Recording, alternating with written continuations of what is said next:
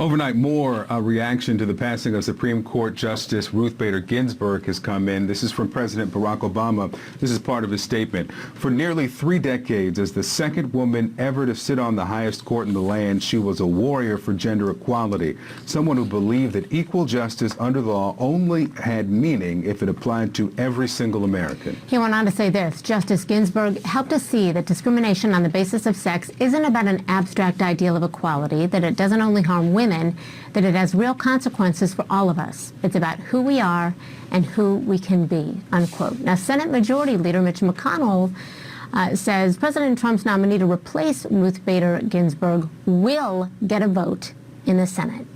With us now to talk about that, CNN political commentator Errol Lewis, CNN legal analyst Shan Wu. Good morning, gentlemen. And Errol, let me start with you and the reversal that we're seeing from Senate Republicans. We're playing one every hour. This hour it is Lindsey Graham. This was after the confirmation of Kavanaugh, before he became chairman of Senate Judiciary. Here he is in 2018.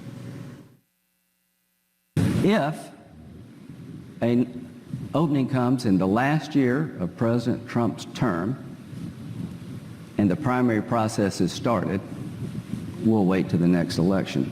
And I've got a pretty good chance of being the judiciary. You're on the record. Yeah. All right. Hold the tape. We held it, Mr. Chairman. Question, Errol, what does it mean? What it means, I think, is that you're going to see what I would call synchronized backflips by many members of the Senate, including Lindsey Graham, who are going to say and do whatever it is the White House wants them to say and do. So I think the real action here is going to be from the White House, trying to figure out what nominee will most help Donald Trump get reelected. In other words, if he floats the name of someone, possibly a woman, who conservatives love, it would be an excellent tool for him to get his base organized and enthusiastic.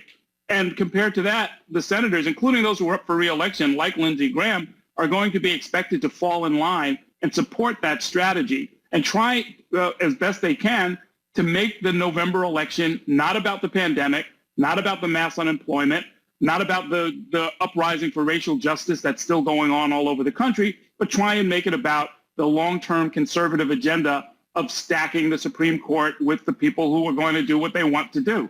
So I think that's what you're going to see. And compared to that large objective, getting the president reelected, getting the conservative agenda for the next generation enshrined, the fact that you can show videotape of people being absolute hypocrites, I think, is not going to mean very much to Republican senators like Lindsey Graham, Victor. Senator Ted Cruz spoke about this last night and what he believes the president should do. Here's what he said.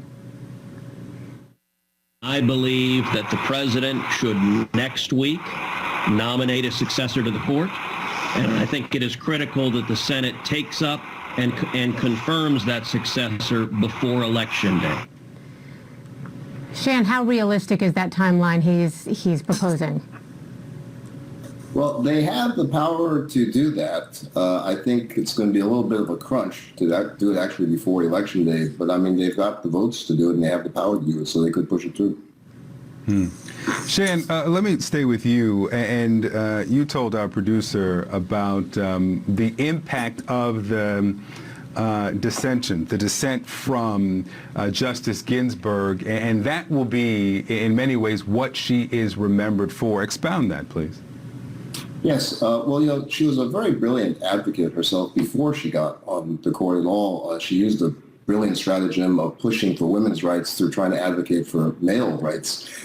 Situations like where Social Security benefited the females because they felt they couldn't earn enough.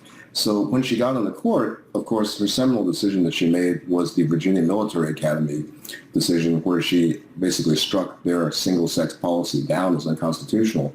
But like you said, Victor, it was her dissents that really resonate, I think will resonate through the ages. In the Ledbetter case for fair pay, she dissented very strongly from Justice Scalia, saying that it made no sense that the clock began running on that only when the employee discovered that it should be when the employee discovered the pay discrimination rather than just the moment they got their first paycheck. Similarly, when she was dissenting about the Shelby case, which really eviscerated the Voting Rights Act, she also gave a very strong statement there, in fact, invoking Martin Luther King. Ledbetter, she very unusually called out to Congress, saying Congress can act, and they did, because the Fair Pay Act was the first bill that President Obama signed.